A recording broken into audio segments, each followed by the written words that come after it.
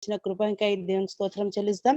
ఈ సమయంలో మనం ఈ యొక్క బైబిల్ స్టడీస్ ని మనం ప్రార్థన ద్వారా ప్రారంభించుకుందాం. మన మధ్యలో రత్నమన్న గారు ప్రారంభ ప్రార్థన చేసి ఈ యొక్క బైబిల్ ప్రార్థన చేస్తారు. ప్రార్థన చేసుకుందాం. మహిమాన్వితుడైన తండ్రి, పరిశుద్ధుడైన మా దేవ, నీ పరిశుద్ధ పాదాలకు స్తోత్రాలు చెల్లిస్తున్నాం. ఈ విధి కళాశాలలో ప్రభా, నీ పాసంలోనైనా బైబిల్ కళాశాల వినడానికి మీరు ఇచ్చిన కృపకి వందనాలు. ప్రయా చేరువచ్చిన ప్రియదాసులందరూ బట్టి నీకు వందనాలు. అలాగేనైనా తీర్చబోతున్నటువంటి ప్రియదాసునైనా రోహిత్ పాల్ గారిని మీ కృపాహస్తాలకు అప్పగిస్తున్నాం. మీ ఆత్మతో అభిషేకించి కావలసినటువంటి శ్రేష్టమైన నీ యొక్క వాక్య భాగాలను ప్రభావ పరిశీలించి దానిలోని ప్రభావ ఆత్మీయ అర్థాలను తెలుసుకొని దాన్ని మా జీవితాల్లో మా సంఘ పరిచయంలో వాడుకోవడానికి ప్రభుత్వ ఇచ్చేయమని ఈ సమయాన్ని బట్టి నీకు వందనాలు స్తుతులు చెల్లిస్తూ యేసుక్రీస్తు వారి శ్రేష్టమైన నామంలో ప్రార్థించి వేడుకుంటున్నాం పరమ తండ్రి. ఆమేన్. ఆమేన్. దేవునికి స్తోత్రం కలుగుతుంది. ఈ సమయంని మనం రోహిత్ కృపల్ గారు బ్రదర్ రోహిత్ కృపల్ గారు కాపో చెప్తామండి.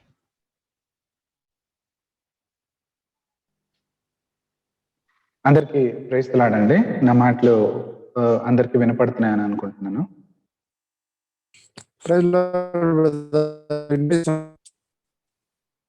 ప్రైజ్ లాడండి. మీ వాయిస్ కొంచెం బ్రేక్ అయింది. నా వాయిస్ బ్రేక్ ఏం అవ్వట్లేదు కదా? ఇప్పుడు అయ్యింది బ్రదర్. మరి ఓకే, ఇప్పుడు ఓకే కదా? ఇప్పుడేమి no problem brother. Okay. Video కనపడుతుందా అండి? గీతలు వస్తాను బ్రదర్. కనిపించలేదు బ్రదర్ మీ వీడియో. ఇప్పుడు ఓకేనా? Okay brother. ఓకే.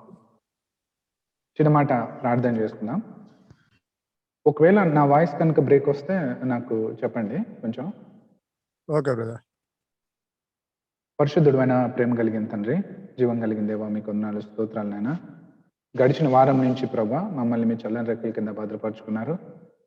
మరి ఒక శనివారం రోజు ప్రభా మీ పాదాల సన్నిధిలో చేరటానికి మేమందరము కలిసి నాయన కొన్ని మాటలు మేము నేర్చుకోవటానికి మీరు మాకు ఇచ్చిన మరి ఒక అవకాశాన్ని బట్టి మిమ్మల్ని స్తుతిస్తున్నాం తండ్రి. Word of truth Bible college ద్వారా ప్రభా కొన్ని విషయాలు మేము నేర్చుకోవటానికి మీరు చూపిస్తున్న కృపను బట్టి మీకు స్తోత్రాలు.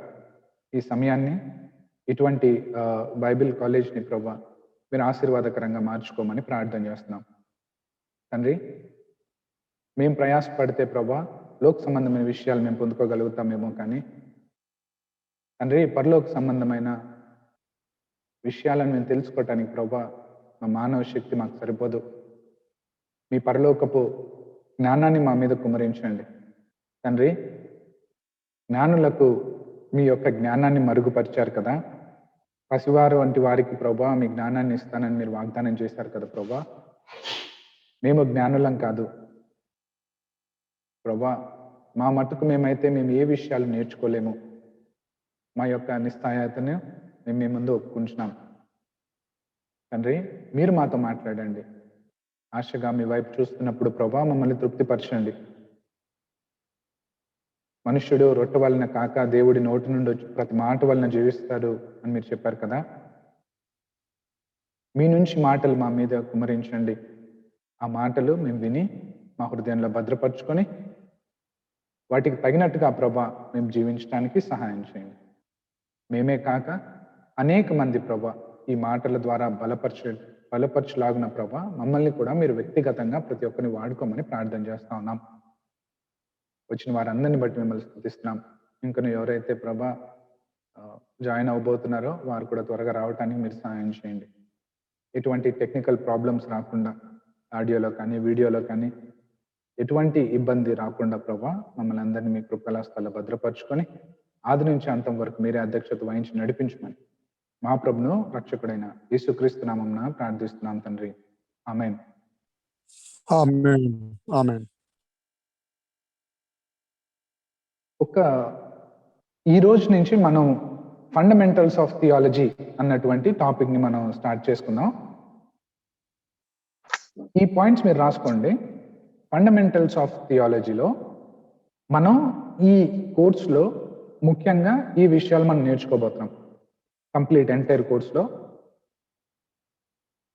Fundamentals of theology. ఫస్ట్ది ఏంటంటే బైబిల్ ఇంట్రడక్షన్. Bible introduction. రెండవది మెథడ్స్ ఆఫ్ బైబిల్ స్టడీ. ఈరోజు రాసుకోవడానికి చాలా విషయాలు ఉన్నాయి. ఇవి థియాలజీలో మెయిన్ కోర్సులోకి మనం వెళ్తున్నాం కాబట్టి ఇక్కడ నుంచి ప్రతి ఒక్కరు తప్పకుండా మీరు దీనికోసం ఒక నోట్స్ పెట్టుకోండి. ఇది మీకు ఎప్పటికీ ఉపయోగపడుతుంది. మీతోనే కాదు, మీరు ఎక్కడ మాట్లాడాలన్నా ఎవరితోనే విషయాలు పంచుకోవాలన్నా మీరు రాసుకుంటేనే గుర్తుపెట్టుకోగలుగుతారు. వ్యక్తిగతంగా మనకు అవసరం అవుతాయి, ఇతరులకు బోధించడానికి కూడా మనకు అవసరం అవుతాయి. Bible introduction, methods of Bible study. Brother praise Lord brother. Praise Lord. తెలుగులో చెప్తే ఓకే. తెలుగులో మొట్టమొదటిది బైబిల్ యొక్క పరిచయం.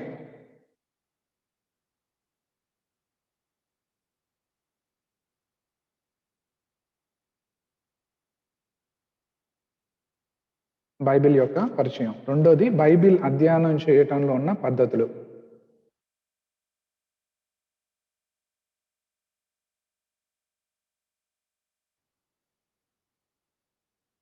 అధ్యయనం యొక్క పద్ధతులు.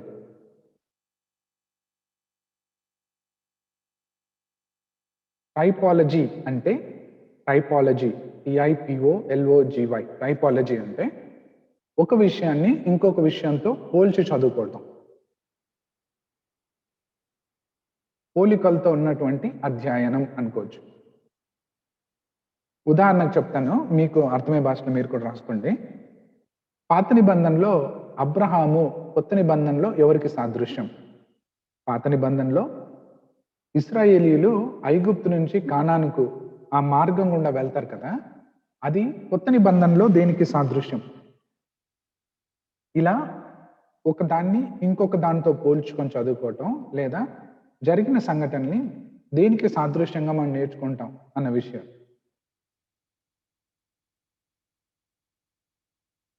Bible outline. నాలుగవది బైబిల్ అవుట్లైన్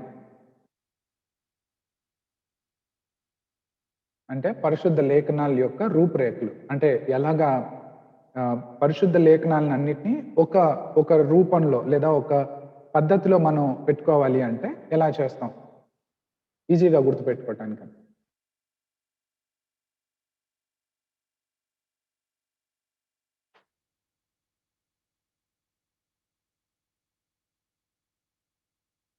ఐదవది డిస్పెన్సేషన్స్.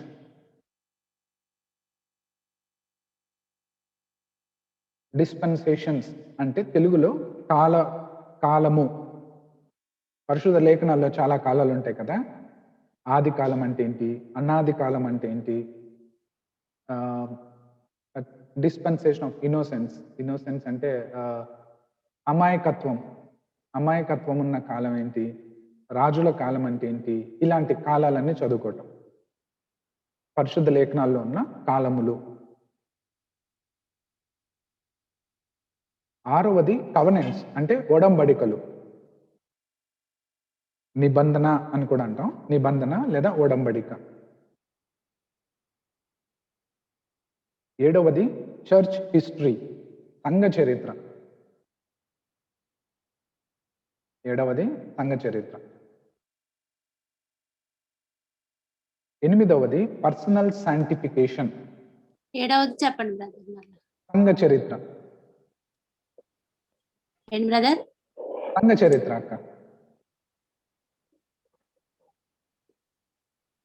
సంఘ చరిత్ర.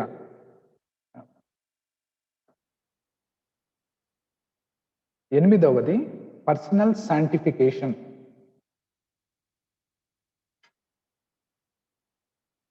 పర్సనల్ శాంటిఫికేషన్ అంటే వ్యక్తిగతంగా పవిత్రీకరణ లేదా మనం వ్యక్తిగతంగా పరిశుద్ధంగా జీవించడం.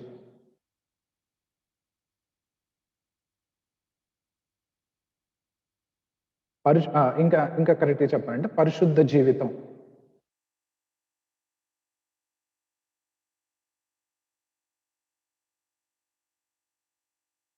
ఆత్మ వరములు,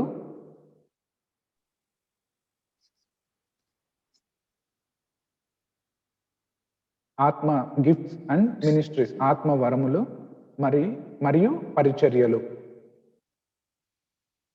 9వది ఆత్మవరములు మరియు పరిచర్యలు.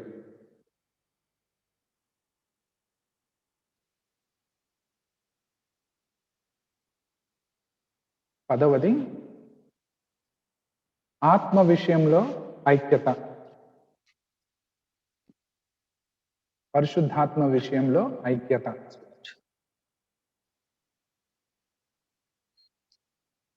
11వది ఫ్యూచర్ థింగ్స్, జరగబోవు సంఘటనలు. 10 చెప్పండి బ్రదర్. ఆత్మ విషయంలో, ఆ పరిశుద్ధాత్మ విషయంలో ఐక్యత, యూనిటీ ఆఫ్ ద స్పిరిట్.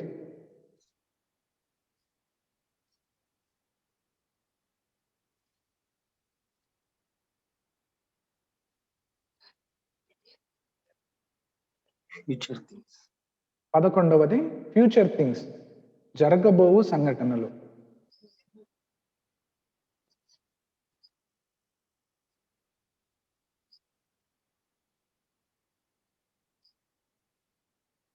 ప్రభు చిత్తమైతే ఈ సంవత్సరం అయిపోయే లోపల ఈ 11 విషయాలు మనం నేర్చుకున్నాం. ఇవి కూడా ఫండమెంటల్స్ ఆఫ్ థియాలజీలో ఫస్ట్ పార్ట్ మాత్రమే. దైవిక శాస్త్రంలో ఇవి ఫండమెంటల్స్ మాత్రమే, అంటే చిన్న పునాది మాత్రమే. ఇంకొక దాని గురించి మనం లోతుగా చదువుకుంటూ వెళ్తాం అనమాట వెళ్ళే కొద్ది.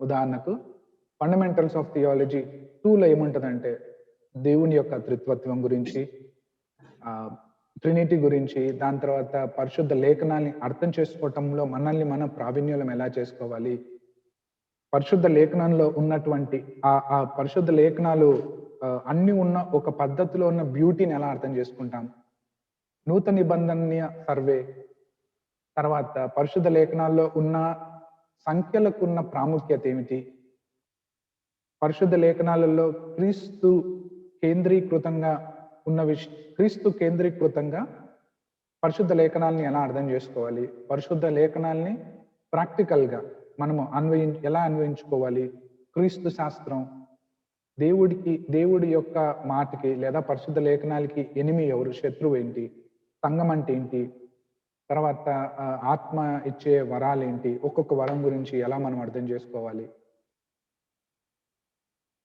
సృష్టికి ముందు సృష్టికి పూర్వం, ఇలా మనం చదువుకుంటే వెళ్తాం అనమాట చాలా విషయాలు. నేను ఇప్పుడు అవి చెప్పట్లేదు. మనం ఈ కోర్స్ అయిపోయిన తర్వాత బీటీహెచ్లోకి వెళ్ళిన తర్వాత ఇంకొన్ని విషయాలు నేర్చుకుంటాం, బీటీహెచ్ దాటి ఎంటీహెచ్ చేసేటప్పుడు ఇంకొన్ని విషయాలు నేర్చుకుంటాం. సో అలా ఒక్కొక్కటి నేర్చుకోవడానికి ప్రయత్నం చేద్దాం. ఈరోజు మనం నేర్చుకోబోతున్నది వచ్చి అసలు థియాలజీ అంటే ఏంటి. రాసుకోండి, థియాలజీ అంటే ఏంటి. దైవిక శాస్త్రము అంటే దేవుడి యొక్క నేచర్ని అర్థం చేసుకోవటం, దేవుని యొక్క వ్యక్తిత్వాన్ని లేదా ఆయనకున్న లక్షణాలని అర్థం చేసుకోవటమే. ఈ పదాన్ని మీరు జాగ్రత్తగా ఏకాగ్రత మీరు చూస్తే దేవుని యొక్క లక్షణాలని తెలుసుకోవటం కాదు, అర్థం చేసుకోవటం. ఎందుకు అంటే, నేను ఎందుకు ఆ మాట అన్నాను అంటే, దేవుణ్ణి మనం సంపూర్తిగా తెలుసుకోలేము. ఎందుకంటే ఆయన మన ఊహకు అందనంత గొప్ప వాడు. ఆయన మన ఊహకు అందడు, మన ఆలోచనలకు అర్థం కాడు. కాబట్టి ఆయన లక్షణాల్లో కొన్నిటిని తెలుసుకుంటాం మనం. లేఖనాల్లో ఏవైతే బయలుపరచబడ్డాయో అందులో కూడా కొన్ని విషయాలు మనం అర్థం చేసుకుంటాం. దైవిక శాస్త్రం అంటే దేవుని యొక్క వ్యక్తిత్వాన్ని లేదా లక్షణాల్ని తెలుసుకోవటం. అయితే ఇవి తెలుసుకోవటానికి మనకున్న ఒకే ఒక్క మూలం ఏంటంటే పరిశుద్ధ గ్రంథం మాత్రమే. పరిశుద్ధ గ్రంథం మాత్రమే మనకు మూలం. దేవుడి గురించి తెలుసుకోవటానికి మూలం పరిశుద్ధ గ్రంథం మాత్రమే. ఎందుకు మనం థియాలజీ చదవాలి అంటే, దైవిక శాస్త్రాన్ని మనం ఎందుకు చదవాలి అంటే రెండు విషయాల కోసం మనం దైవిక శాస్త్రాన్ని నేర్చుకుంటాం లేదా చదువుకుంటాం. మొట్టమొదటిది మన కొరకు మనం చదువుకుంటాం. తిమోతికి రాసిన 2వ పత్రిక 2వ అధ్యాయము 15వ వచనం. తిమోతికి రాసిన 2వ పత్రిక 2వ అధ్యాయము 15వ వచనం.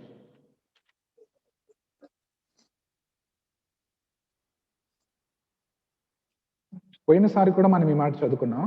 దేవుని ఎదుట యోగ్యునిగాను సిగ్గుపడనక్కర్లేని పనివానిగాను, సత్యవాక్యమును సరిగా ఉపదేశించువానిగాను, ఫుట్నోట్లో ఉంది, సరిగా విభజించువానిగాను, నిన్ను నీవే దేవునికి కనపరుచుకొనుటకు జాగ్రత్త పడుము. మనల్ని మనం దేవుడి ముందు కనపరుచుకోవటానికి మనం ఏం చేయాలి? సత్యవాక్యంను సరిగా ఉపదేశించుకోవాలి. దేవుడి యొక్క లేఖనాల్ని, దేవుడిని మనం అర్థం చేసుకోవాలి. ఎందుకోసం? మనల్ని మనం ఆయన ముందు మనము ఆయన ముందు కనపరుచుకోవటానికి జాగ్రత్తగా చూసుకోవాలి మనం.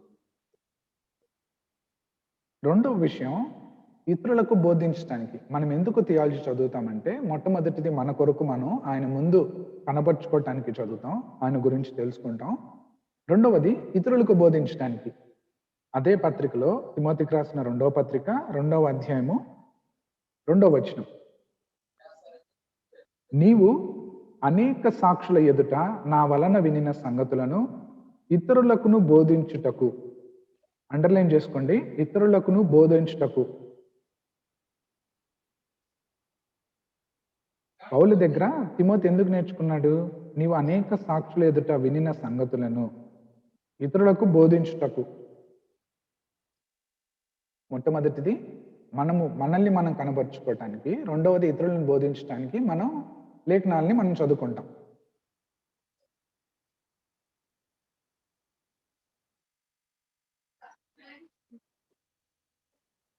ఇది చదవటానికి మనం ఏం చేయాలంటే, ఒక్క పేజ్ మీరు ముందుకు తిప్పండి, జస్ట్ ఒక పేజ్, 2 పేజీలు అలా తిప్పితే తిమోతికి రాసిన మొదటి పత్రిక 4వ అధ్యాయము 12 నుంచి 13 వచనాలు.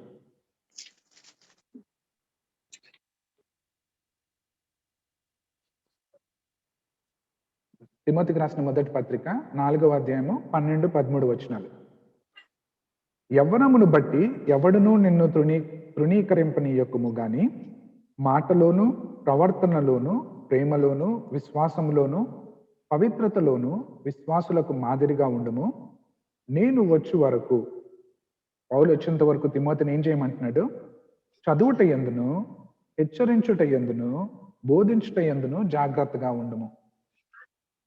మనం ఏం చేస్తామంటే ఎక్కువ శాతం హెచ్చరించటంలో, బోధించటంలో మనం జాగ్రత్తగా ఉంటాం. ఈ 2 చేయటానికంటే ముందుగా మనం ఏం చేయాలంటే చదువుట యందు మనం జాగ్రత్తగా ఉండాలి.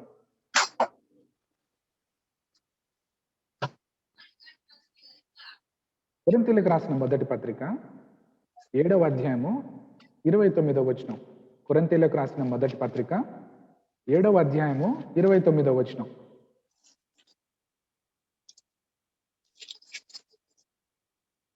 కొరింథీయులకు రాసిన మొదటి పత్రిక 7:29. సోదరులారా, నేను చెప్పినదేమనగా, కాలం సంకుచితమైనది కనుక ఇక మీదట భార్యలు కలిగిన వారు భార్యలు లేనట్టుగాను ఏడ్చువారు ఏడవనట్టుగాను ఉండమంటాడు. ఎందుకు అంటే కాలము సంకుచితమై ఉన్నది. ఇంగ్లీష్లో అయితే టైమ్ ఈజ్ షార్ట్, అది కూడా కాదు, వెరీ షార్ట్ అంటాడు. అంటే చాలా తక్కువ ఉందంట. అందుకోసం మనకు వచ్చిన సమయంలోనే, మన దగ్గర మనకు ఇవ్వబడిన సమయంలోనే ఎక్కువ విషయాలు తెలుసుకోవాలి, మనల్ని మనం జాగ్రత్తగా కనిపెట్టుకోవటానికి. రెండవది, మనం ఇతరులకు బోధించడానికి. చదువుట యందు మనం జాగ్రత్తగా ఉండాలి, సమయాన్ని జాగ్రత్తగా చూసుకోవాలి, సమయాన్ని పెట్టుకోవాలి చదవటానికి. ఎందుకు అంటే సమయం చాలా తక్కువగా ఉంది. ఈ చదవటంలో ఒక పద్ధతి ఉంటుంది, ఒక ఆర్డర్లీ మేనర్లో మనం చదువుకోవాలి. అంటే ఒక జాగ్రత్తగా స్టెప్ బై స్టెప్ చదువుకుంటే వెళ్తాం. ఉదాహరణకు లూకా గారు రాస్తారు కదా, లూకా సువార్త 1వ అధ్యాయం. అనేక మంది సువార్తలు రాశారు, అనేక మంది ఈ విషయాల గురించి చెప్పారు, కానీ నేను ఎలా చెప్పాను అని చెప్పడానికి లూకా అంటాడు. లూకా సువార్త 1వ అధ్యాయము 1 నుంచి 4 వచనాలు అన్ని కలిసి ఉన్నాయి. ఘనత వహించిన థియోఫిలా, ఆరంభం నుండి కన్నులారా చూచి వాక్య సేవకులైన వారు మనకు అప్పగించిన ప్రకారం మన మధ్యన నెరవేరిన కార్యములను గూర్చి వివరముగా వ్రాయటకు అనేకులు పూనుకున్నారు గనుక నీకు ఉపదేశింపబడిన సంగతులను నిశ్చయముగా జరిగినవని నీవు తెలుసుకున్నటకు వాటన్నిటినీ మొదటి నుండి తరచి పరిష్కారముగా తెలుసుకుని ఉన్న నేనును నీ పేరట వాటిని గూర్చి వరుసగా రచించుట యుక్తమని యోచించుతుంది. ఇక్కడ అండర్లైన్ చేసుకోండి. ఎందుకు లూకా గారు చెప్తారు అన్ని విషయాలు మనం తెలుసుకోవటానికంట వరుసగా రచించాడంట. అంటే ఒక ఆర్డర్లీ మేనర్లో చదవటంలో ఒక పద్ధతి ఉండాలి. ఆ పద్ధతి ప్రకారం మనం చదువుకుంటాం. ఆ పద్ధతి ప్రకారం చదివితేనే మనకు దేవుడి జ్ఞానం అర్థమవుతుంది. పరిశుద్ధ లేఖనాల్లో చెప్పబడినటువంటి విషయాలు మనకు అర్థమవుతాయి. నేను ఎప్పుడు పరిశుద్ధ గ్రంథాన్ని చదువుతున్నప్పుడు కానీ, నేను మంచి దైవజనుల దగ్గర నేర్చుకుంటున్న విషయాలు నాకు ఎప్పుడు జ్ఞాపకం వచ్చే ఒక మాట, నన్ను నేను ఎప్పుడు పరీక్షించుకోవటానికి ఎప్పుడు చదువుకున్న మాట, నాకు ఇష్టమైన మాట కొరింథీయులకు రాసిన మొదటి పత్రిక 8వ అధ్యాయము 1వ వచనం. కొరింథీయులకు రాసిన మొదటి పత్రిక 8వ అధ్యాయము 1వ వచనం. 2వ భాగం చదవాలి. ఎవరైనా చదువుతారా? కొరింథీయులకు రాసిన మొదటి పత్రిక 8వ అధ్యాయం 1వ వచనం. ఈ మాట మనందరికీ ఎప్పటికీ గుర్తుండాలి. విగ్రహములకు బలిగా అర్పించిన వాటి విషయము మనమందరం జ్ఞానము గల వారమని ఎరుగుదుము. ఇక్కడ నుంచి చదవండి అన్న. జ్ఞానం ఉప్పొంగజేయును కానీ ప్రేమ క్షేమాభివృద్ధి కలగజేయును. చాలన్న. జ్ఞానము ఉప్పొంగజేయును కానీ ప్రేమ క్షేమాభివృద్ధి కలుగజేయును. దేవుడి యొక్క జ్ఞానాన్ని చదువుతున్నప్పుడు, కొన్ని విషయాలు మనం తెలుసుకున్నప్పుడు మనం జ్ఞానులం అయిపోయినాం అన్న ఫీలింగ్ మనకు రావటం చాలా సహజం. అలాంటప్పుడు మనం గుర్తుపెట్టుకోవాల్సిన మాట ఏంటంటే, జ్ఞానము ఉప్పొంగ చేస్తుంది, అంటే తలకెక్కేస్తుంది. కానీ ప్రేమ ఉన్నప్పుడు క్షేమాభివృద్ధిని కోరుకుంటుంది. దేవుడి గురించి మనం ఎక్కువగా తెలుసుకున్న కొద్దీ మన తలకు జ్ఞానం ఎక్కకూడదు. ఆ విషయాలు దేవుడి గురించి తెలుసుకున్న కొద్దీ ఆయన ప్రేమై ఉన్నాడు కాబట్టి ఆ ప్రేమ హృదయంలోకి రావాలి. అర్థమవుతుందా? దేవుడి గురించి తెలుసుకున్నప్పుడు మనం కొంచెం జ్ఞానవంతులం అవుతున్నాం అనుకుంటాం. ఉదాహరణకు బైబిల్ని చదవటం మనకు అర్థమైపోయింది అనుకో, లేదా మనతో పాటు ఉన్న వారి కంటే మనం ఎక్కువ విషయాలు నేర్చుకోగలిగినాం అనుకో. నేర్చుకున్నప్పుడు అది జ్ఞానంగా మనం తీసుకుంటే అది మనల్ని ఉప్పొంగ చేస్తుంది, మన తలకెక్కేస్తుంది. అలా కాకుండా దేవుడి గురించి తెలుసుకున్న కొలది ఆ ప్రేమను పెట్టుకుంటే అది క్షేమాభివృద్ధి కలుగజేస్తుంది. ఎవరికి? మనకు క్షేమాభివృద్ధి కలుగజేస్తుంది, మన చుట్టుపక్కల ఉన్న వాళ్ళకు కూడా క్షేమాభివృద్ధి కలుగజేస్తుంది. ఎప్పటికీ మర్చిపోకూడదు ఈ మాటని. బైబిల్ అన్న పదం బిబ్లియాన్, లేదా బైబిల్ అన్న పదానికి గ్రీక్ పదం ఏంటంటే బిబ్లియా. మీకు స్పెల్లింగ్ రాస్తాను.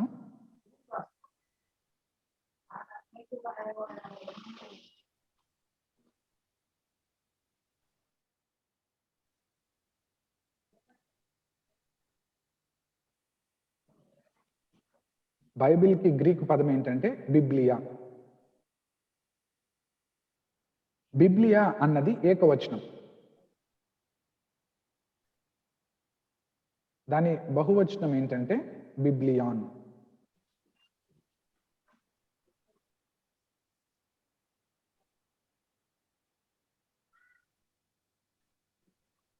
బిబ్లియాన్ అంటే లేఖనాలు, బిబ్లియా అంటే బుక్, బిబ్లియాన్ అంటే లేఖనాలు, బుక్కులు.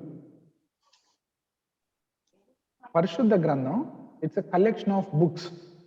అది ఒకటి కాదు, మన చేతిలో ఉన్న ఈ బైబిల్ పరిశుద్ధ గ్రంథం బుక్కుల యొక్క సమూహం.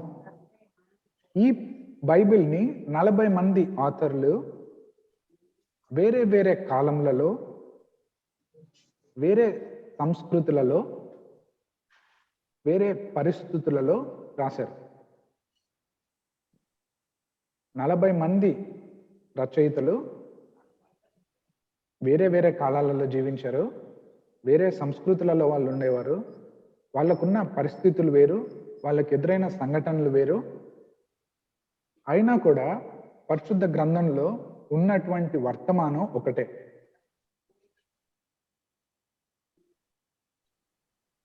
ఒక ఆయన అన్నాడు, బైబిల్ అంట ఒక వండర్ఫుల్ లవ్ స్టోరీ అంట, ప్రేమ కథ అంట.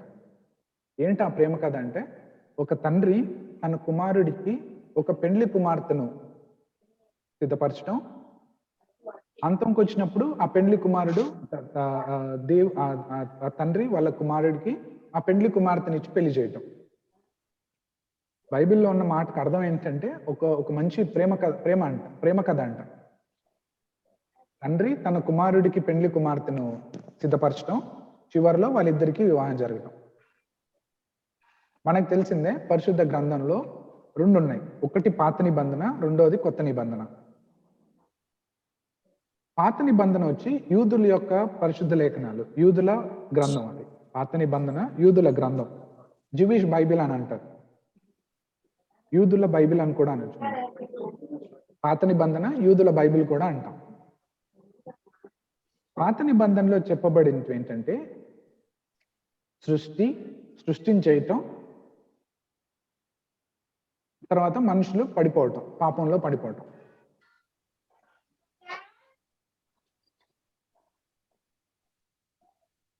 సృష్టించేయటం, పాపంలో పడిపోవటం.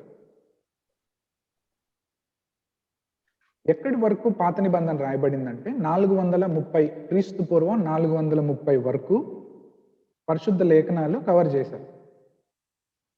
క్రీస్తు శకమా క్రీస్తు పూర్వమా బ్రదర్? క్రీస్తు పూర్వం 430 వరకు పాత నిబంధన కవర్ చేసింది.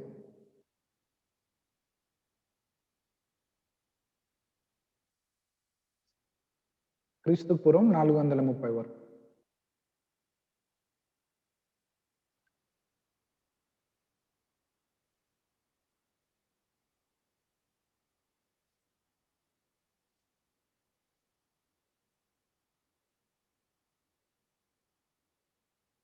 కొత్త నిబంధన ఏమో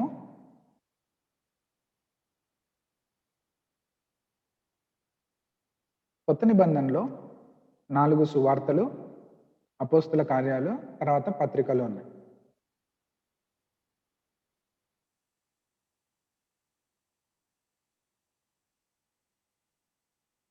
కొత్త నిబంధనలో పాత నిబంధన గురించి ఎటువంటి పదాలు ఉపయోగించబడ్డాయో చూద్దాం. కొత్త నిబంధనలో పాత నిబంధనను ఎలా లేఖనాలు సంబోధించాయో చూద్దాం. మత్తయి సువార్త 21వ అధ్యాయము 42వ వచనం.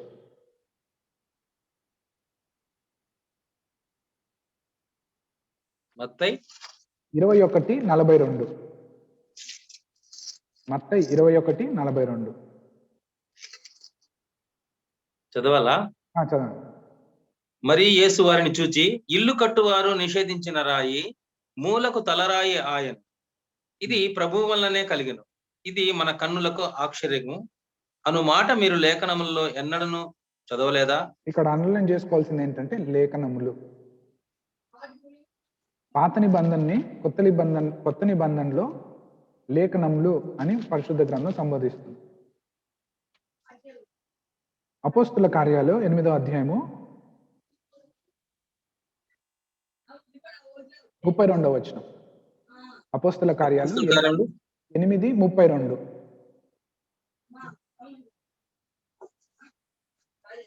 అతడు లేఖనమందు, ఇక్కడ అండర్లైన్ చేసుకోండి, లేఖనమందు చదువుచున్న భాగం ఏదనగా.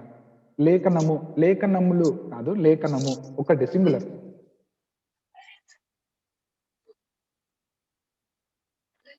రోమీలకు రాసిన పత్రిక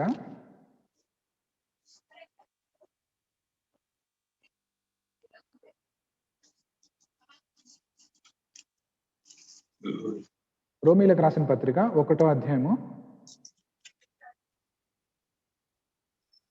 2వ వచనం. దేవుని సువార్త నిమిత్తము ప్రత్యేకింపబడిన వాడునైనా పౌలు రోమాలో ఉన్న దేవుని ప్రియులకందరికి, అనగా పరిశుద్ధులుగా ఉండుటకు పిలువబడిన వారికందరికి శుభమని చెప్పి వ్రాయినది. మన తండ్రి అయిన దేవుని నుండి, ప్రభు అయిన యేసుక్రీస్తు నుండి కృపా సమాధానములు మీకు కలుగునుగాక. దేవుడు తన కుమారుడును మన ప్రభువైన యేసుక్రీస్తు విషయమైన ఆ సువార్తను పరిశుద్ధ లేఖనముల యందు, అండర్లైన్ చేసుకోండి, పాత నిబంధనని కొత్త నిబంధనలో పరిశుద్ధ లేఖనం, లేఖనములు, లేఖనము, పరిశుద్ధ లేఖనం.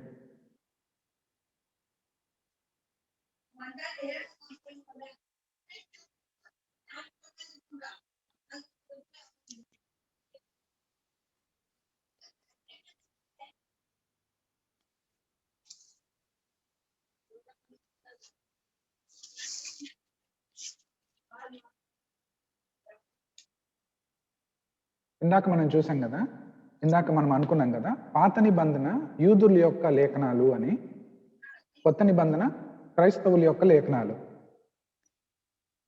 పాత నిబంధన యూదుల లేఖనాలు, కొత్త నిబంధన క్రైస్తవుల లేఖనాలు. ఇవన్నీ క్రీస్తు శకం 2వ శతాబ్దం వచ్చేటప్పటికి ఈ రాయబడిన లేఖనాలన్నీ అక్కడితో ఆగిపోయాయి.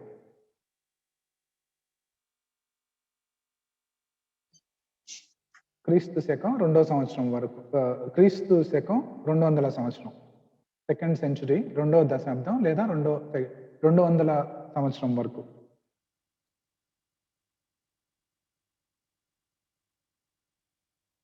క్షమించండి, 2nd సెంచురీ అంటే క్రీస్తు శకం 100 సంవత్సరాల వరకు అని.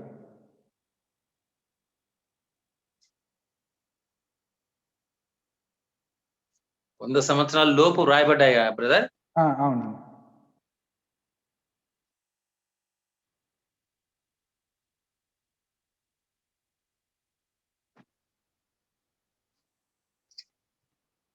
పాత నిబంధన ఎక్కువ శాతం హీబ్రూ భాషలో రాయబడింది. పాత నిబంధన ఎక్కువ శాతం హీబ్రూ భాషలో రాయబడింది. దాంతోపాటు కొన్ని వచనాలు లేదా కొంత భాగం అరమిక్ భాషలో కూడా రాయబడింది. పాత నిబంధన హీబ్రూ భాషలో ఎక్కువ శాతం హీబ్రూలో రాయబడింది, కొంత భాగం అరమిక్ భాషలో రాయబడింది. ఉదాహరణకు ఏంటి ఆ భాగాలు అంటే, కొంచెం అరమిక్ భాష యొక్క డైలెక్ట్ ఎక్కడెక్కడ మనం చూడగలుగుతాం అంటే, ఎజ్రా గ్రంథం 4వ అధ్యాయము, ఎజ్రా గ్రంథం 4వ అధ్యాయము 8వ వచనం నుండి 7వ అధ్యాయము 18వ వచనం వరకు. ఎజ్రా 4వ అధ్యాయము 8 నుండి 7వ అధ్యాయము 18వ వచనం వరకు. 7వ అధ్యాయం 18 వచనం వరకు. 18వ వచనం వరకు ఇది అరమిక్ భాషలో ఉన్నట్టుగా మనం చూడొచ్చు. దానియేలు గ్రంథం కూడా, దానియేలు గ్రంథం 2వ అధ్యాయము 4వ వచనం నుండి 7వ అధ్యాయం 2వ వచనం వరకు. దానియేలు గ్రంథం 2వ అధ్యాయము 4వ వచనం నుండి 7వ అధ్యాయము 2వ వచనం వరకు. దానియేలు 2:4 నుండి 7:2 వరకు. ఇర్మియా గ్రంథం 10వ అధ్యాయం 11వ వచనం కూడా అరమిక్ భాషలో ఉన్నట్టు మనం చూడొచ్చు.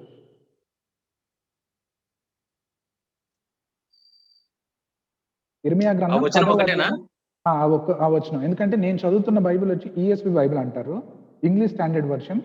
ఆ వచనం అవగానే పక్కన ఫుట్ నోట్ లో ఏమని రాశారంటే, ఈ వాక్యం అరమిక్ భాషలో నుంచి తీయబడింది అని చదివాను నేను నా బైబిల్లో. ఎందుకంటే నాకు అరమిక్ భాష రాదు కాబట్టి.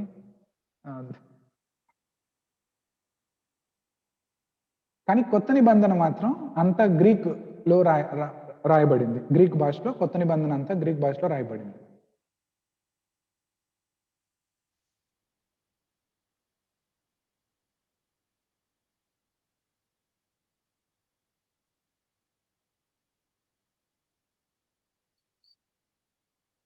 ఇప్పుడు హెడ్డింగ్ రాసుకోండి, పరిశుద్ధ గ్రంథంలో ఉన్న బైబిల్లో ఉన్న గ్రంథాలు. ఎన్ని బుక్లు ఉన్నాయి మన బైబిల్లో? 66 బుక్లు ఉన్నాయి. పాత నిబంధనలు ఎన్ని, కొత్త నిబంధనలు ఎన్ని? అన్న మీరు కాదన్న, వేరే ఎవరని చెప్పు. పాత నిబంధనలు ఎన్ని బుక్లు ఉన్నాయి, కొత్త నిబంధనలు ఎన్ని బుక్లు ఉన్నాయి? 39, 27. 39 పాత నిబంధనలో, 27 పాత నిబంధన. ఇది ఈ బైబిల్ ఏమంటారంటే ప్రొటెస్టెంట్ బైబిల్ అంటారు. 66 పుస్తకాలు కలిగిన బైబిల్ని ప్రొటెస్టెంట్ బైబిల్ అని అంటారు.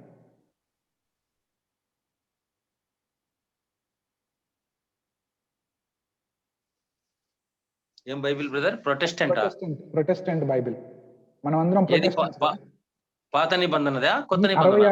66 పుస్తకాలు కలిగిన బైబిల్ని ప్రొటెస్టెంట్ బైబిల్ అని అంటారు.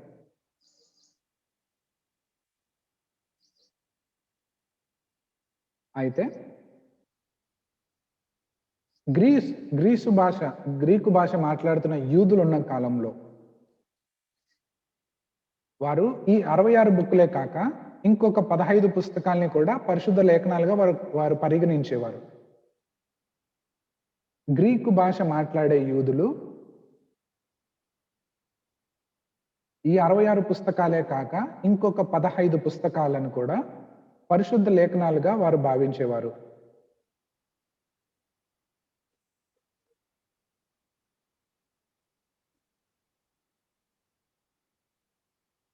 వాటిని ఏమంటారంటే అపోక్రిఫా. స్పెల్లింగ్ ఇక్కడ స్క్రీన్ మీద పెట్టాను.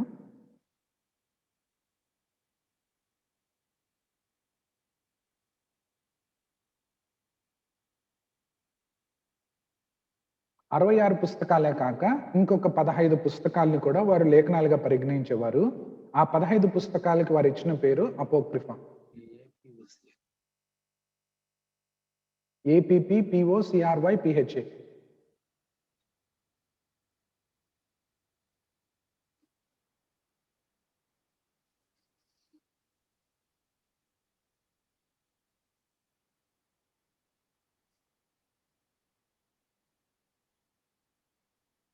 రోమన్ క్యాథలిక్స్ ఏం చేస్తారంటే ఈ 15 పుస్తకాల్లో నుంచి 9 పుస్తకాల్ని వారి బైబిల్లో పెట్టుకున్నారు. రోమన్ క్యాథలిక్ బైబిల్లో 66 పుస్తకాలే కాక ఇంకొక 9 పుస్తకాలు ఎక్కువగా ఉంటాయి వాళ్ళ దాంట్లో.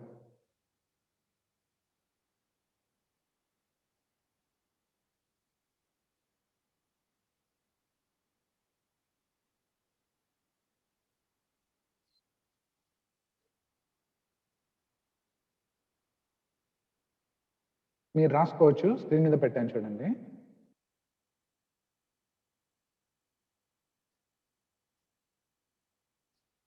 కరెక్ట్ గా చెప్పాలంటే మీరు లెఫ్ట్ సైడ్ ఉన్నాయి చూడండి. ఫస్ట్ ఈ 7 పుస్తకాల్ని వారి బైబిల్లో యాడ్ చేసుకున్నారు. Tobit, Judith, wisdom of Solomon, Sirach లేదా ఎక్లీసియాస్టికస్. ఇవి తెలుగులో లేవా బ్రదర్? నేను తెలుగులో పంపిస్తాను. తోబిత్ ఆగండి, తెలుగులో చేస్తాను.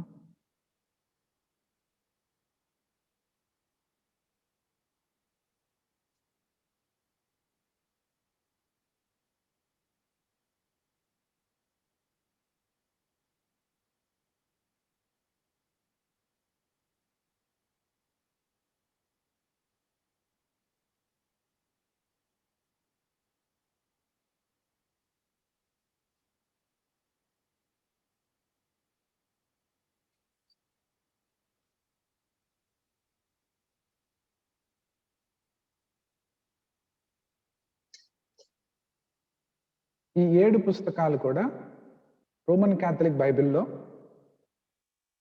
పాత నిబంధనకి వారు జతపరుచుకున్నారు.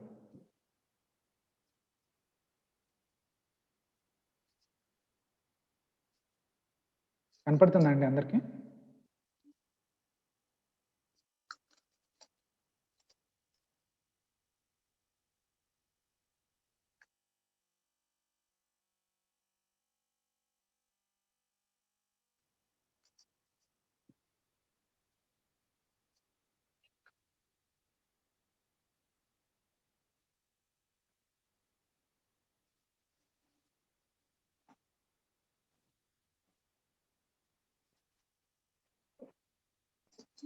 తోబిత్, జూడిత్, సొలొమోను జ్ఞానం, సిరాజ్,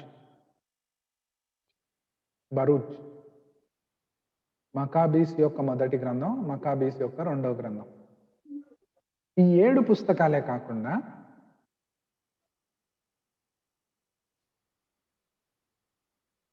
ఎస్తేరు గ్రంథంలో కూడా కొన్ని ఎక్కువ భాగాలు వాళ్ళ బైబిల్లో ఉంటాయి.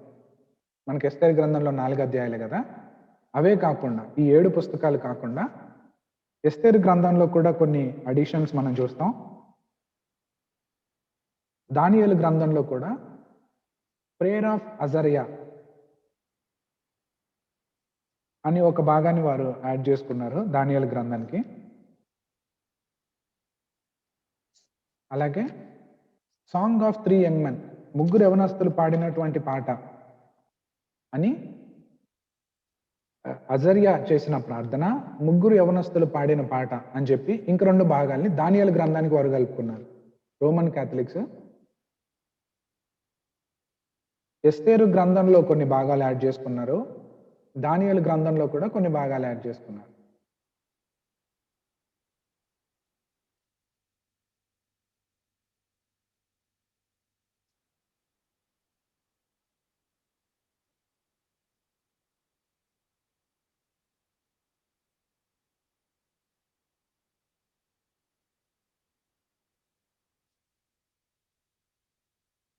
కానీ రోమన్ క్యాథలిక్స్ కి ప్రొటెస్టెంట్ బైబిల్లో అందరూ ఏకీభవించేది కొత్త నిబంధనలో 27 పుస్తకాలు, అది మాత్రం అందరూ ఒప్పుకుంటారు. పాత నిబంధనలోనే ఈ తేడా ఉంది.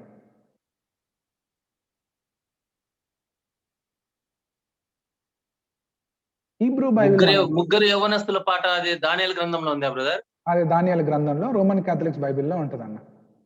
ముగ్గురు యవ్వనస్తుల పాటనా అది? ముగ్గురు యవ్వనస్తులు, సాంగ్ ఆఫ్ 3 యంగ్ మెన్.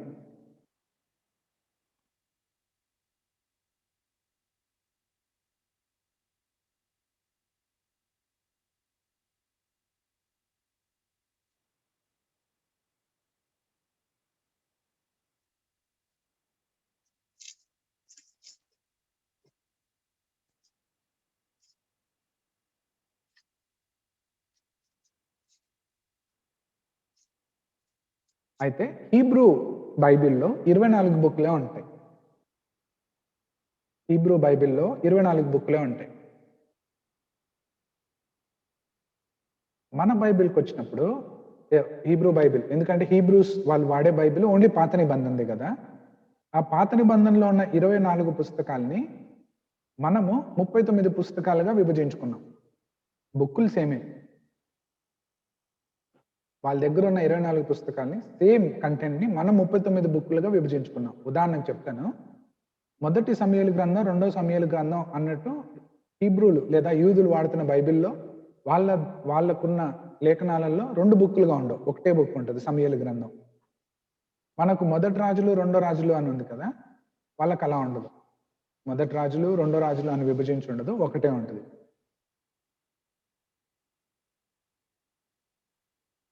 ఇంకా రాజులకు ఒక్కొక్కటే ఉంటాయా? ఒకటే గ్రంథం ఉంటుంది.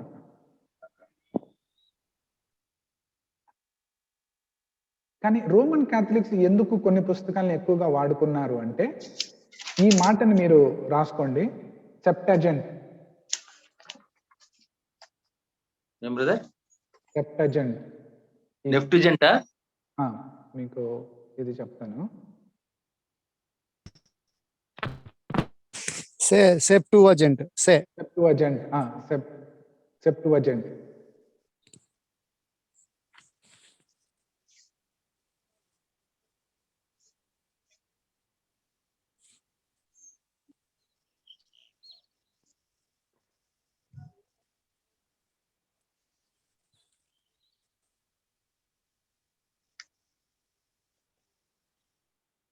ఆర్సిఎం బైబిల్లోని ఎక్స్ట్రా పుస్తకాలను నెఫ్టిజెంట్ అంటారా బ్రదర్? కాదు, మీకు అది ఎందుకు అన్నదానికి నేను చెప్తున్నాను. సెప్టువజెంట్ అన్న పదం దగ్గర తిరుగుతుంది. సెప్టువజెంట్ లేదా సెప్టజెంట్ అంటే మీనింగ్ ఏంటంటే, సెప్టా అన్న పదానికి మీనింగ్ 70 మంది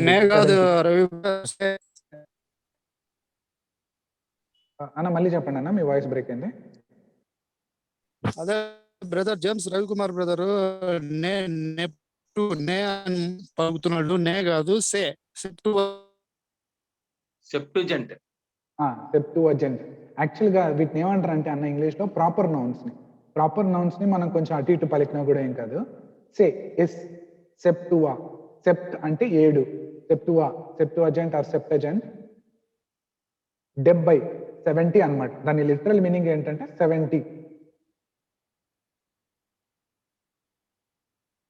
ఈ 70 అన్న పదం ఎందుకు వచ్చిందంటే, 70 మంది కలిసి 70 మంది శాస్త్రులు కలిసి ఏం చేస్తారంటే, హీబ్రూ భాషలో ఉన్న బైబిల్ని లేదా రాసిన లేఖనాల్ని గ్రీక్ లోకి మారుస్తారు వాళ్ళు.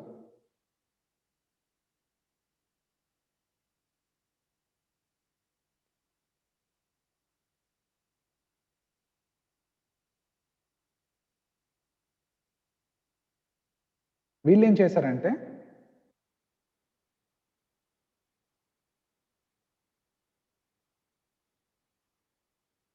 కొన్ని అడిషనల్ గ్రంథాలను కూడా పరిశుద్ధ లేఖనాల్లో కలిపేశారు సెప్టువజెంట్ వాళ్ళు.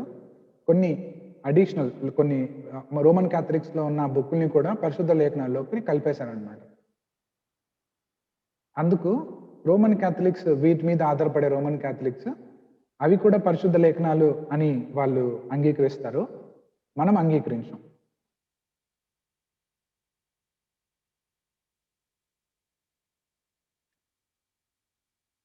ఇప్పుడు మీలో కొన్ని ఈ ప్రశ్న ఎదురైందా ఎవరికన్నా?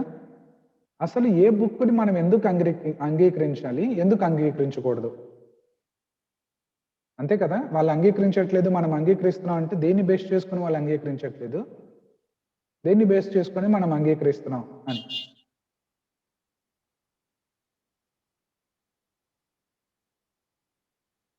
అదేంటంటే కెనానిసిటీ అని అంటాం. కెనాన్ అంటే కొలబద్ద, కొలమానం. కెనానిసిటీ అంటే కొలిచినటువంటి విధానం, లేదా దేన్ని బేస్ చేసుకొని ఇవి లేఖనాలు, ఇవి లేఖనాలు కాదు అని చెప్తాం. కెనానిసిటీ.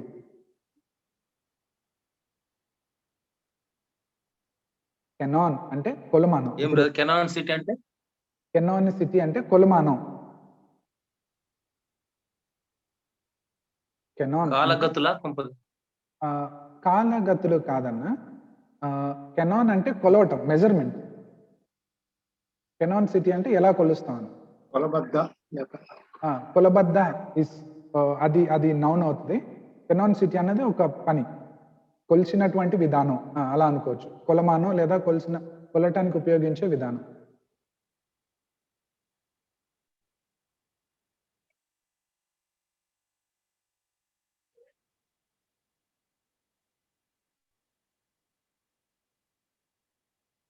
హెబ్రీలకు రాసిన పత్రిక 1వ అధ్యాయము 1వ వచనం. హెబ్రీలకు రాసిన పత్రిక 1వ అధ్యాయము 1వ వచనం.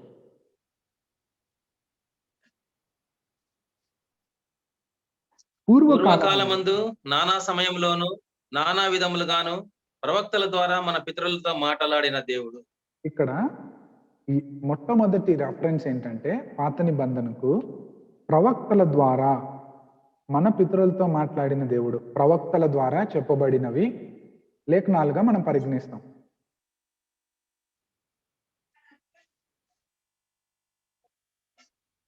అందుకే పాత నిబంధనలో రాయబడిన ప్రతి గ్రంథం కూడా ప్రవక్తలే రాశారు.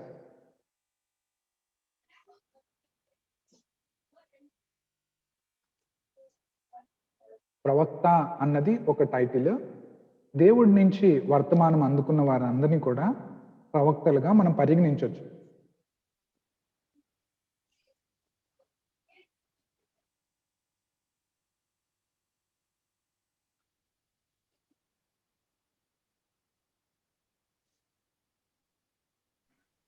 బ్రదర్ ప్రవక్తలే రాశారన్నారు కదా, అది క్రొత్త నిబంధన పాత నిబంధన? పాత నిబంధన. పాత నిబంధన. కెనాన్ సిటీని రెండింటిగా చూద్దాం. కొత్త నిబంధనల పుస్తకాన్ని ఎలా మన వాళ్ళు మన పితరులు ఎలాగా ఇది బైబిల్ అని అంగీకరించారు, పాత నిబంధన ఎలా అంగీకరించారు అన్నది చూద్దాం.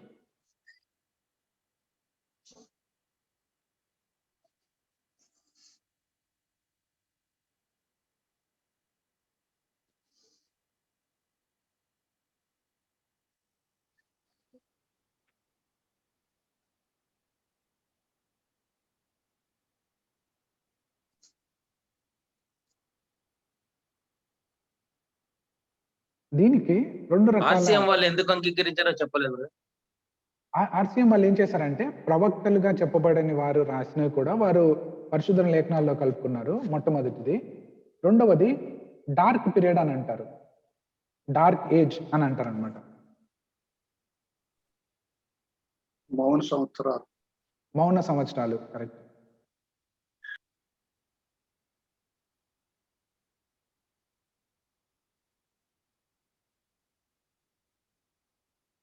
డార్క్ ఏజ్ లేదా మౌన సంవత్సరం అంటే ఏంటంటే ఒక 40 సంవత్సరాలు దేవుడు ఎవరి ద్వారా ఎవరితోనూ భూమి మీద ఉన్న వారితో ఎవరితో మాట్లాడలేదు. ఆ సమయంలో రాయబడిన పుస్తకాలను కూడా రోమన్ క్యాథలిక్స్ బైబిల్లో కలుపుకున్నారు. బ్రదర్ 40 సంవత్సరాల 400 సంవత్సరాలు? సరే 400 సంవత్సరాలు, క్షమించండి, 400 ఇయర్స్. 400 ఇయర్స్ దేవుడు ఎవరితో మాట్లాడలేదు.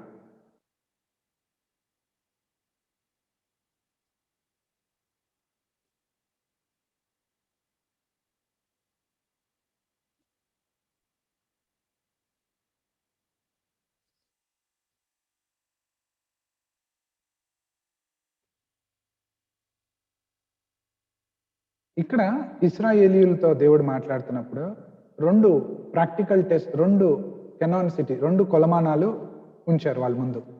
ఒకటేంటంటే ప్రాక్టికల్ టెస్ట్, ప్రత్యక్షంగా పరీక్షించడం. ద్వితీయోపదేశకాండం 13వ అధ్యాయము మొదటి 5 వచనాలు. ద్వితీయోపదేశకాండం. బ్రదర్ నాదొక చిన్న డౌట్. చెప్పండి అన్న. బ్రదర్ ఒక చిన్న డౌట్. చెప్పండి అన్న. పాత నిబంధనలో ఇప్పుడు ప్రవక్తలు అది 400 సంవత్సరాల మౌన కాలంలో రాసిన పుస్తకాలు ఆర్సీఎం వాళ్ళు చేర్చుకున్నారన్నారు కదా. అవునన్నా. మరి అవును. తోబీతు యూదుతు అది అప్పుడు 430 సంవత్సరాలు మౌన కాలమేనా బ్రదర్ అది కూడా? లేదు, అవన్నీ కొంచెం ముందు కూడా రాశారన్న, కానీ వాటి ఒక అదే మరి. ప్రతులు ఒరిజినల్ దొరకలేదు. ఒకటోది. రెండోది, అవి రాశారు అని చెప్పడానికి, ఆ దేవుడి నుంచే సందేశం వచ్చింది అని చెప్పడానికి ఏమంటారంటే ఎగ్జాక్ట్ గా మనకు రెఫరెన్స్ లేదు. బెనిఫిట్ ఆఫ్ డౌట్ కింద వాళ్ళు ఉంచుకున్నారు. బెనిఫిట్ ఆఫ్ డౌట్ మనం వాటిని చేర్చుకోలేదు.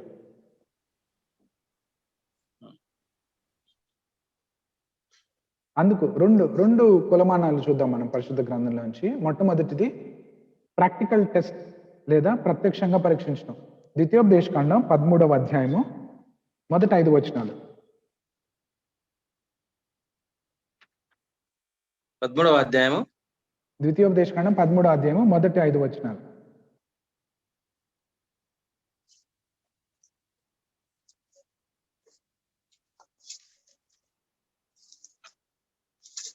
చదవాలా బ్రదర్?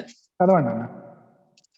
ఇది ఒక్కటి చదవండి, నెక్స్ట్ వచ్చిన మనం చదవాల్సిన. ప్రవక్తయే గాని కలలు కనువాడే గాని నీ మధ్య లేచి నీ ఎదుట సూచక క్రియనైనను మహత్కార్యమునైనను చేసి నీవు ఎరుగని ఇతర దేవతలను అనుసరించి పూజితము రమ్మని చెప్పిన ఎడల అతడు నీతో చెప్పిన సూచక క్రియ గాని మహత్కార్యము గాని సంభవించినను ఆ ప్రవక్త మాటలను కలలు కనువాని మాటలను వినకూడదు. ఏలైనగా మీరు మీ దేవుడైన యెహోవాను మీ పూర్ణ హృదయముతోను మీ పూర్ణ ఆత్మతోను ప్రేమించుచున్నారో లేదో తెలుసుకున్నట్టుకు మీ దేవుడైన యెహోవా మిమ్మల్ని పరీక్షించుచున్నాడు. మీరు మీ దేవుడైన యెహోవాకు లోబడి తర్వాత ఓకే అన్న. అయితే ఇక్కడ చూడండి, ఎవరైనా ఒక ప్రవక్తగా చెప్పబడి అతడు కళల ద్వారా గానీ నేను కొన్ని విషయాలు నేర్చుకున్నాను అని చెప్పి సూచక్రియలు చేసి దాంతోపాటు మహత్కార్యాలు చేసినా కూడా మనల్ని దేవుడి వైపు కాక మరి వేరే వాటి వైపు నడిపించాడు అనుకోండి, వారి మాటలు మనం వినాల్సిన అవసరం లేదు. ఇక్కడ కొన్ని ఆజ్ఞలు లేదా కొన్ని పద్ధతులు యూదుల దగ్గర ఉన్నాయి. ప్రవక్తలు చెప్పినవి దానికి సరిపోతున్నాయో లేదో చెక్ చేసుకోవటానికి ఒకటి ప్రాక్టికల్ టెస్ట్ వారి ముందుంది. అలాగే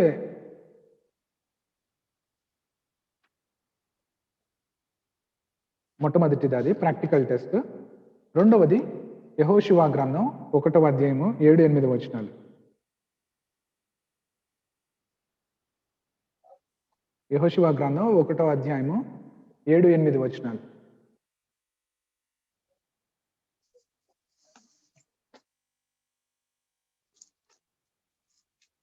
అయితే నీవు నిబ్బరము కలిగి జాగ్రత్త పడి బహుధైర్యముగా ఉండి నా సేవకుడైన మోషే నీకు ఆజ్ఞాపించిన ధర్మశాస్త్రం అంతటి చొప్పున చేయవలెను. నీవు నడుచు ప్రతి మార్గమున చక్కగా ప్రవర్తించినట్లు నీవు దాని నుండి కుడి కానీ ఎడమకు గాని తొలగకూడదు. ఈ ధర్మశాస్త్ర గ్రంథమును నీవు బోధింపక తప్పిపోకూడదు. దానిలో వ్రాయబడిన వాటన్నిటి ప్రకారము చేయుటకు నీవు జాగ్రత్త పడినట్లు దివారాత్రము దాన్ని ధ్యానించినడలా నీ మార్గం వర్ధిల్ల చేయుదునని చక్కగా ప్రవర్తించదువు. ఇక్కడ చూడండి, మనం చేసే పని పాత నిబంధనలో ఇట్ షుడ్ బి యాక్సెప్టబుల్. ఎక్కడ మోషే నీకు ఆజ్ఞాపించిన, మోషే ఏమని చెప్పాడో వాటిని ఆజ్ఞాపించిన.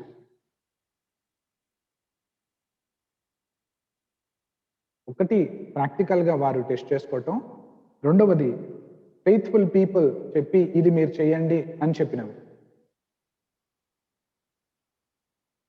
ఈ రెండు కెనానిసిటీని మనం పాత నిబంధనలు చూస్తాం.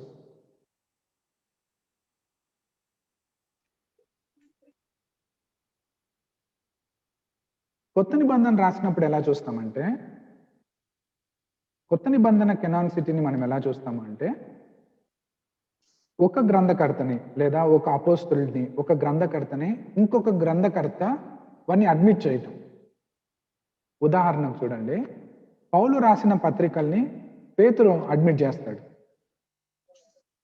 పేతురు రాసిన రెండవ గ్రంథం 3వ అధ్యాయము 15వ వచనం.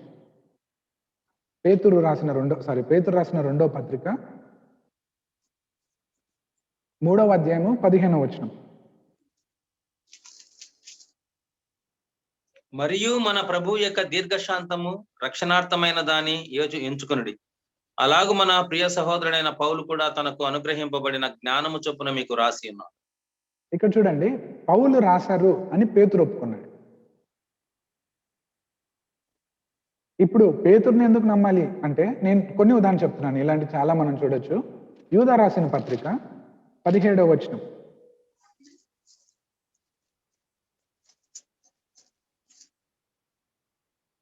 అయితే ప్రియులారా, అంత్యకాలమందు తమ భక్తిహీనమైన దురాశల చొప్పున నడుచు పరిహాసకులుందురని మన ప్రభు అయిన యేసుక్రీస్తు అపోస్తుల పూర్వమందు మీతో చెప్పిన మాటలను జ్ఞాపకం చేసుకున్నాడు. అట్టి వారి ప్రకృతి సంబంధులను ఆత్మలేని వారిని ఉండి భేదములు కలగజేయుచున్నారు. ఇక్కడ అపోస్తుల గురించి, అపోస్తులలో పూర్వమందు మీతో చెప్పిన మాటలు జ్ఞాపకం చేసుకోండి అని అపోస్తుల గురించి యూదా రాస్తున్నాడు.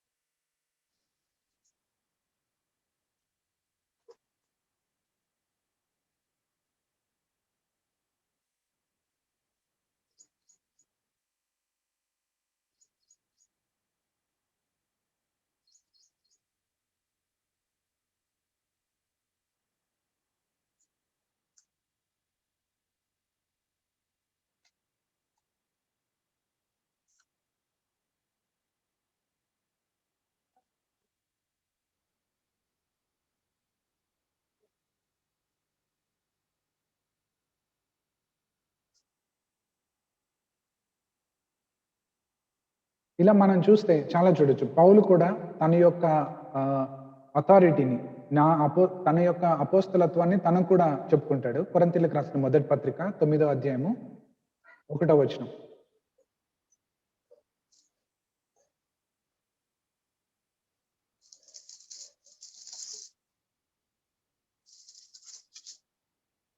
నేను స్వతంత్రుడను కానా, నేను అపోస్తులను కానా, మన ప్రభు అయిన యేసుని నేను చూడలేదా?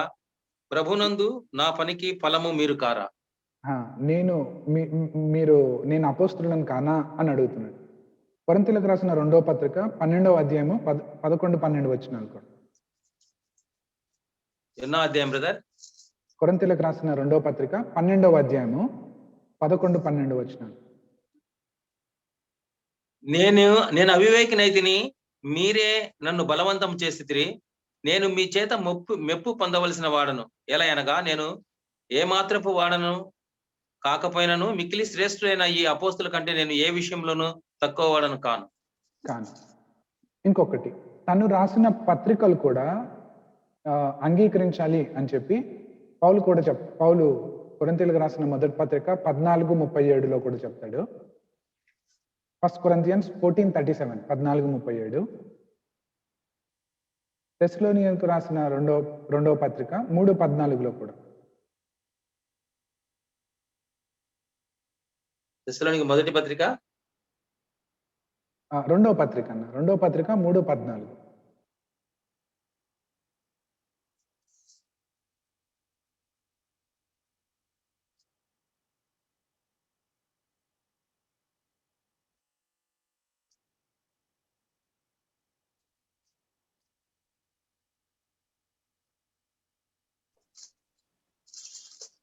ఈ పత్రిక మూలముగా మేము చెప్పిన మాటకు ఎవడైనను లోబడని ఎడల అతనిని కనిపెట్టి అతడు సిగ్గుపడు నిమిత్తము అతనితో సాంగత్యం చేయకుడి. ఇక్కడ తను చెప్పిన వాటి గురించి అని తన పత్రికల గురించి మాట్లాడతాడు. ఇందాక మనం యూదా రాసిన పత్రిక 17-18 వచనాలు చదివాం కదా, అపోస్తుల గురించి మాట్లాడుతున్నాడని. అక్కడ తను కోట్ చేసిన అపోస్తులు ఎవరంటే పేతురు రాసిన 2వ పత్రిక 3వ అధ్యాయం 3వ వచనాన్ని యూదా రాసిన పత్రిక కోట్ చేస్తాడు. యూదా పత్రికలో కోట్ చేస్తాడు. యూదా 17-18 చదివాం కదా, అది పేతురు రాసిన 2వ పత్రిక 3వ అధ్యాయం 3వ వచనం. పేతురు రాసిన మొదటి పత్రిక 2వ పత్రిక 3వ అధ్యాయము 3వ వచనం.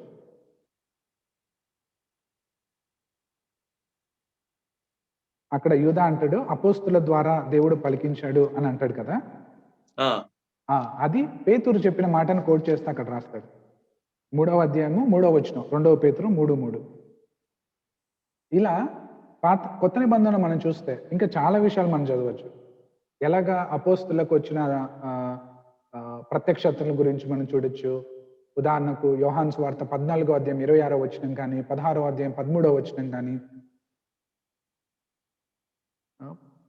ప్రకటన గ్రంథంలో కూడా 1వ అధ్యాయం 3వ వచనం కానీ, 22వ అధ్యాయం 18, 19 వచనాలు కానీ ఒకరినొకరు అంగీకరించుకోవడం మనం చూస్తాం. అంటే ఒకరినొకరు కాంప్లిమెంట్ చేసుకోవటం.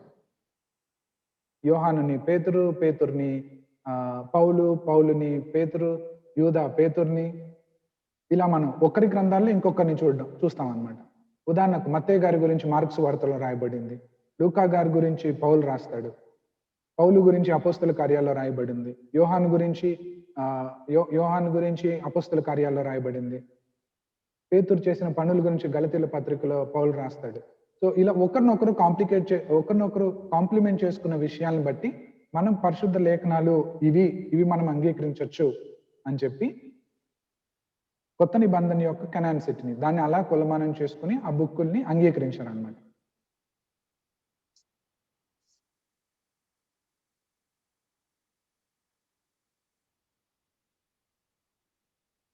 ఇంకా డీటెయిల్గా మనం వెళ్ళే కొద్ది చదువుదాం. ఇవాళ టైం అయిపోయింది కాబట్టి నెక్స్ట్ వీక్ బైబిల్ రాసిన యొక్క టైం పీరియడ్ ఏంటి, ఎక్కడి నుంచి ఎన్ని సంవత్సరాల వరకు బైబిల్ రాశారు, మొదటి బైబిల్ని ఎక్కడ ప్రింట్ చేశారు, ఆ బైబిల్ యొక్క మాన్యుస్క్రిప్ట్స్ వాటి యొక్క రాత ప్రతులు ఎక్కడ మనకు దొరుకుతాయి, మూల ప్రతులు ఎక్కడ దొరుకుతాయి, ఎన్ని రకాల మాన్యుస్క్రిప్ట్స్ ఉన్నాయి, బైబిల్ని ఎవరు ట్రాన్స్లేట్ చేశారు, ఎవరు తర్జుమా ఎవరు చేశారు, ఇంగ్లీష్ భాషలోకి ఎవరు తర్జుమా చేశారు, లాటిన్ భాషలోకి ఎవరు తర్జుమా చేశారు, ఇవన్నీ మనం నెక్స్ట్ వీక్ చూద్దాం.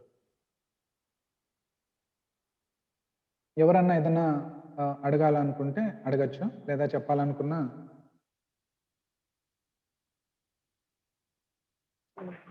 బ్రదర్, ఆర్సీఎం వాళ్ళు ఆ 7 పుస్తకాలు ఎందుకు అంగీకరించారో చెప్పలేదు.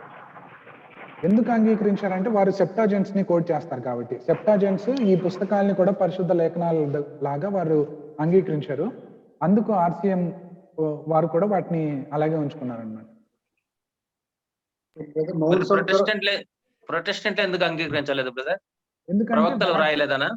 ప్రవక్తలు రాయలేదన్న ఒకటి. రెండవది వాటిని కెనానికల్ గా తీసుకోవటానికి ఒక బలమైన కారణం లేదు కాబట్టి మనం వాళ్ళు తీసుకోలేదు. అంటే వాటి యొక్క కాలం సరిపోలేదు.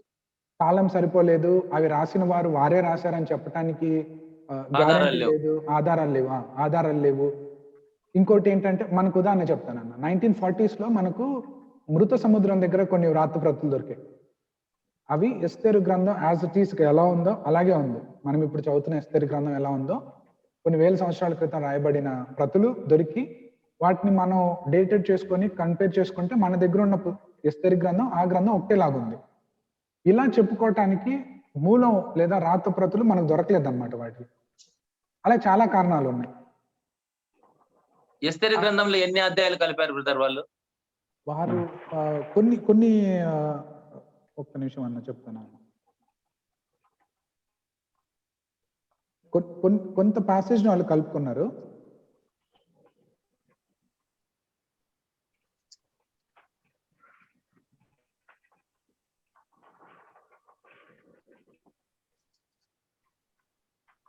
ఎస్తేరు గ్రంథంలో రోమన్ క్యాథలిక్ బైబిల్లో 11 అధ్యాయాలు ఉన్నాయి. అంటే ఒక అధ్యాయం ఎక్కువ కలిపారు. ఒక అధ్యాయం ఎక్కువ కలిపారు.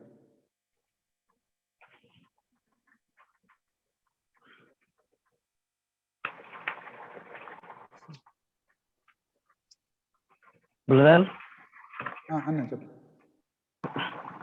బ్రదర్, ఇది రికార్డింగ్ పెడతారా బ్రదర్?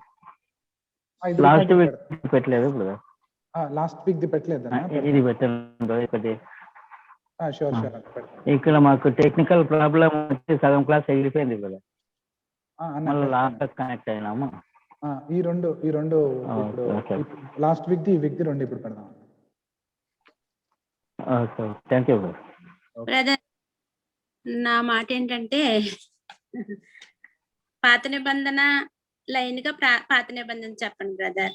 తర్వాత ఆర్సిఎం వాళ్ళది చెప్పండి, క్రొత్త నిబంధన చెప్పండి. మధ్య మధ్యలో అది ఇది చెప్పడం కన్ఫ్యూజ్ గా ఉంది బ్రదర్. అవునా? ఓకే అక్క. అయితే ఒక పని చేద్దాం, ఒక చాట్ చేసి నేను లైన్ పంపిస్తున్నాను. చెప్పేసేయండి. షూర్ షూర్ షూర్ అక్క. బ్రదర్ చిన్న డౌట్. అన్న ఇప్పుడు పాతని వాళ్ళది రోమన్ క్యాథలిక్ వాళ్ళ బైబిల్లో మనకు మామూలుగా వచ్చేసి 10వ అధ్యాయంలో 3 వచనాలే ఉన్నాయి. వాళ్ళ దాంట్లో 13 వచనాలు ఉన్నాయి 10వ అధ్యాయంలో. అవును, 13 వచనాలు ఉన్నాయి. 11వ అధ్యాయంలో 2 వచనాలు ఉన్నాయి. 2 వచనాలు ఉన్నాయి. అలా వారు కొన్ని ఎక్కువ కలుపుకున్నారు అక్కడ. అవి ఎక్కువ ఉన్నాయి. అవి ఎక్కువ ఉన్నాయి. సేమ్ అలాగే దానియేలు గ్రంథంలో కూడా మనం చూడొచ్చు. అంటే ఈ 2 కాకుండా ఇంకొన్ని 7 పుస్తకాలు కూడా వారు ఎక్కువ కలుపుకున్నారు. Thank you brother.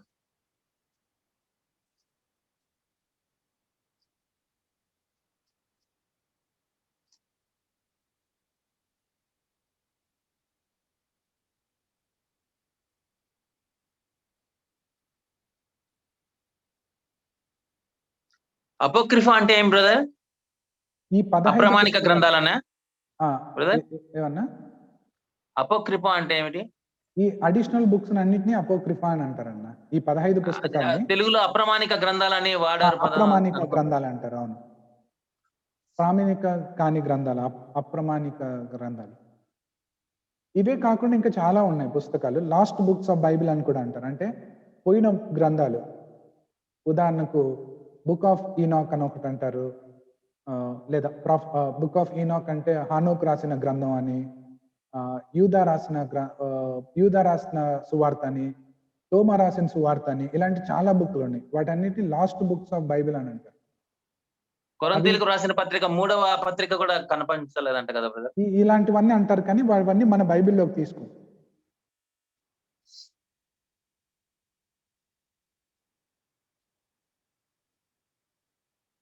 తోమా రాసిన సువార్త అని చాలా చాలా పుస్తకాలు ఉన్నాయి.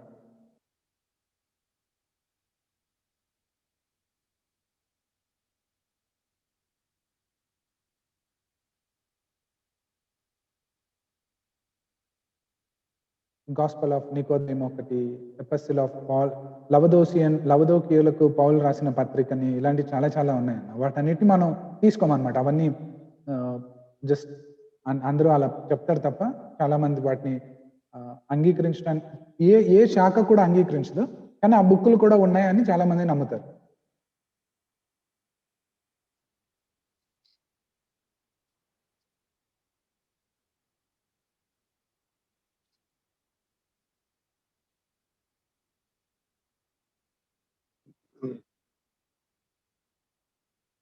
నెక్స్ట్ వీక్ బైబిల్ని ఎవరు ట్రాన్స్లేట్ చేశారు, ట్రాన్స్లేషన్ చేస్తున్నప్పుడు వారికి ఎదురైన పరిస్థితులు ఏంటి, దాని తర్వాత మన తెలుగు బైబిల్ని కూడా ఎవరు ట్రాన్స్లేట్ చేశారు, ఇలాంటి కొన్ని విషయాలు తెలుసుకుందాం.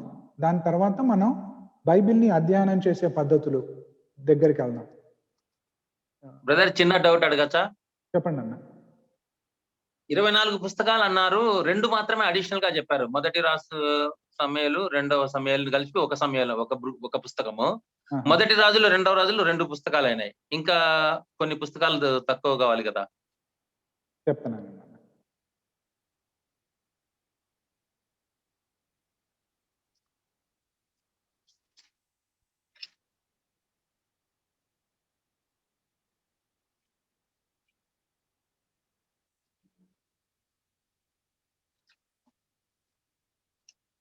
అది ఒక టేబుల్ నా దగ్గర చేసి పెట్టాను. ఆ టేబుల్ కోసం వెతుకుతున్నాను.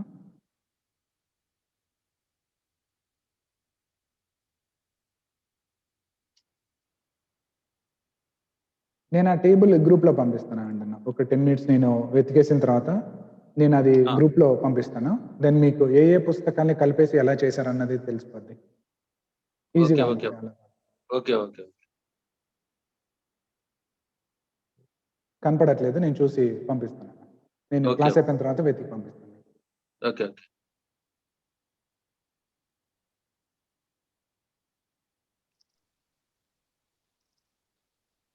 ఓకే, ఇంకేం లేదు అంటే మనం ప్రార్థన చేసుకుందాం.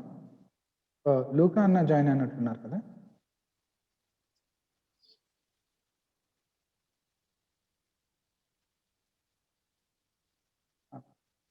ప్రార్థన చేస్తున్నా అన్న, ప్రేర్ చేయండి అన్న. ఎవరన్నా ప్రేర్ చేయండి. మహాపరిశుద్ధుడైన మా పరలోకపు తండ్రి, నిన్న నేడు ఏకరీతిగా ఉన్న ప్రభువా, నీకు వందనాలు స్తోత్రాలు చెల్లిస్తున్నాం నాయన. ఇదిగో నా ప్రభువా యేసయ్య, విపత్కర పరిస్థితులలో చింతాక్రాంతులమైన నా తండ్రి యేసయ్య, గాలిని కూడా నాయన విషమయం చేస్తున్నటువంటి ఈ యొక్క గడ్డి దినాలలో నా ప్రభువా, నీ భక్తుని ద్వారా శ్రేష్టమైనటువంటి మాటలు నా తండ్రి ఈ విధంగా అందించుటకు మాకు ఇచ్చిన ఒక సాధనాన్ని బట్టి వేలాది వేల స్తోత్రాలు చెల్లిస్తున్నాం. వింటున్నటువంటి ప్రతి బిడ్డను వారి కుటుంబాలను నా ప్రభు ఆశ్రదించి దీవించి పరిశుద్ధపరిచి మీ కృపలతో నింపి నడిపించమని ప్రార్థిస్తున్నాం. అయా, ఇంతవరకు వాక్య సందేశాన్ని ప్రభు మాకు అందించినటువంటి బ్రదర్ను కూడా నాయన మీ నామంలో జ్ఞాపకం చేసుకునండి ప్రభు. తండ్రి ఇచ్చినటువంటి జ్ఞానాన్ని నా ప్రభు మరింత పెంపొందించమని, ఆయన యొక్క నోటిని కూడా నాయన మీ యొక్క నామంతోనూ స్తుతులతో నింపమని ప్రార్థిస్తున్నాం తండ్రి. మమ్మల్ని అందరినీ కూడా నాయన ఈ విధంగా చరవాణి ద్వారా అనుసంధానమైన తండ్రి వినుచున్నటువంటి పాఠాలన్నింటినీ కూడా నాయన మా యొక్క హృదయంలో పదిలపరుచుకున్నట్టుకు సహాయం దయచేయమని, వింటున్నటువంటి ఏ ఒక్క వచనాన్ని కూడా నేను మర్చిపోకుండా నేను జ్ఞాపకం ఉంచుకున్నట్టుకు నా ప్రభు దైవ జ్ఞానాన్ని మాకు అనుగ్రహించమని ప్రార్థిస్తున్నాం ప్రభు. తండ్రి, ఈ యొక్క సమయంలో నాయన వింటున్నటువంటి ప్రతి బిడ్డను కూడా ఆశీర్వదించండి. కరోనా వైరస్ ద్వారా తండ్రి యేసయ్య బాధపడుతున్నటువంటి ప్రతి కుటుంబాన్ని నా తండ్రి స్వస్థత పరచమని ప్రార్థిస్తున్నాం నాయన. అన్ని విధాలుగా నా ప్రభు తండ్రి మీరే ఆదుకోమని ప్రార్థిస్తున్నాం తండ్రి. యేసయ్య ఈ సమయాన్ని అంతటి కూడా నాయన మీరు పరిశుద్ధపరిచినందుకే వేలాది వేల స్తోత్రాలు చెల్లిస్తూ ప్రభు మరొక వారం వరకు కూడా నాయన తండ్రి ఈ సమయాన్ని కూడా మీ హస్తాలకు అప్పజెప్పుకుంటూ యేసయ్య శ్రేష్టమైన నామంలో దీన మనసు తడిగి వేడుకొంచున్నాం తండ్రి. ఆమేన్. ఆమేన్. థాంక్యూ. అందరికీ వందనాలు. వందనాలు బ్రదర్. అందరికి వందనాలు. వందనాలు. అందరికీ వందనాలు బ్రదర్.